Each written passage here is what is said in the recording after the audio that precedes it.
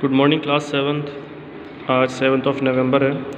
Last class में हमने देखा था क्वालिफिकेशन ऑफ ए गवर्नर। आज हम देख रहे हैं power of a governor. Start करते हैं। A governor is only the constitutional head of a state. He और she does not have any actual say in the running of the government. एक राज्यपाल क्या होता है? एक राज्य का संवैधानिक प्रमुख होता है। मतलब संविधान के हिसाब से एक राज्य का जो हेड होता है वो कौन होता है? राज्यपाल होता है। लेकिन सरकार को चलाने की असली शक्ति राज्यपाल के पास नहीं होती है। The governor appoints the leader of the party that gets maximum seats in the assembly as the chief minister. The governor appoints the leader of the party. जब किसी राज्य के अंदर चुनाव होते हैं और चुनाव में जब एक पॉलिटिकल पार्टी जीत कर आती है जो मैक्सिमम सीट्स को लेती है, उस पॉलिटिकल पार्टी के हेड को गवर्नर क्या बनाता है? लीडर बनाता है, सीएम बनाता है। मतलब उसको अपॉइंट करता है, जो कि चीफ मिनिस्टर कहलाता है। मतलब जब किसी राज्य के अंदर कोई पार्टी जीतकर आती है तो उस पार्टी में से ही किसी एक को चीफ मिनिस्टर के लिए अपॉइंट किया जाता है।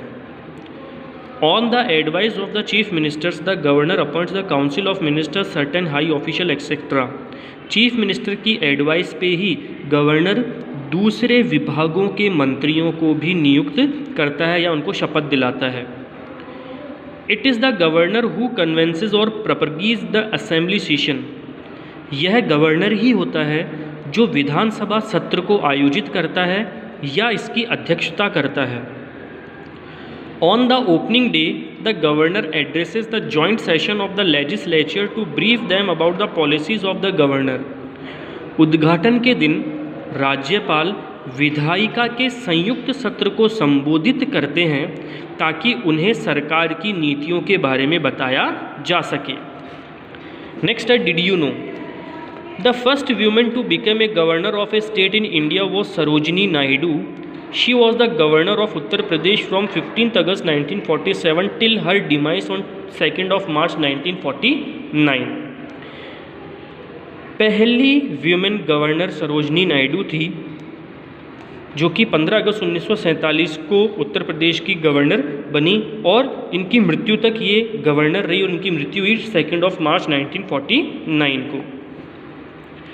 The judicial power of the governor includes reducing judicial punishments. राज्यपाल की न्यायिक शक्ति में न्यायिक दंड को कम करना भी शामिल है। मतलब अगर किसी कोर्ट से किसी व्यक्ति को सज़ा मिल जाती है ज़्यादा, तो राज्यपाल अपनी शक्तियों से उस सज़ा को कम भी कर सकता है या बढ़ा भी सकता है। The governor includes reducing judicial punishments. राज्यपाल में न्यायिक दंड को कम करने की शक्ति होती है। मतलब ये किसी भी व्यक्ति को जो सज़ा सुनाई गई है किसी भी कोर्ट से, उसको कम कर सकता है।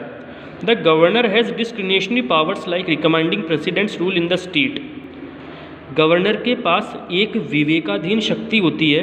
जैसे अगर मान लो प्रेसिडेंट कहता है किसी स्टेट के अंदर प्रेसिडेंट पावर लगाने के लिए, तो उस स्टेट के अंदर प्रेसिडेंट को कौन रिप्रेजेंट करता है? गवर्नर ही रिप्रेजेंट करता है।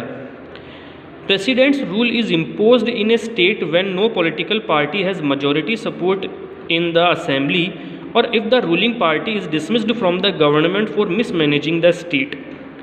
प्रेसिडेंट क्या करता है? प्रेसिडेंट रूल लगाता है। मतलब राष्ट्रपति शासन कब लगता है?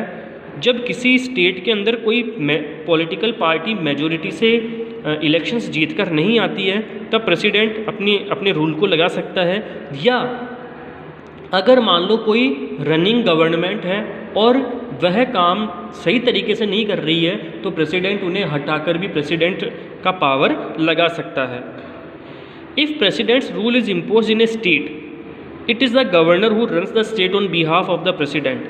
अगर राष्ट्रपति शासन किसी राज्य पर लगता है तो यह राज्यपाल होता है जो कि वहाँ पर राष्ट्रपति की भूमिका को या राष्ट्रपति की भूमिका को निर्वाह करता है। अगर मान लो किसी भी राज्य के अंदर राष्ट्रपति अपना शासन लगा देता है, मतलब अब वहाँ की सरकार कुछ भी नहीं कर सकती, जो कि पूरी की जो पूरी पावर है वो राष्ट्रपति राष्ट्रपति के हाथ में है, तो गवर्नर ही उस स्टेट का गवर्नर ही राष्ट्रपति के आदेशों की पालना करता है। तो क्लास 7th आज हम सिर्फ इतना ही पढ़ेंगे, बाकी का हम पढ़ेंगे हमारी नेक्स्ट क्लास में। थैंक्स।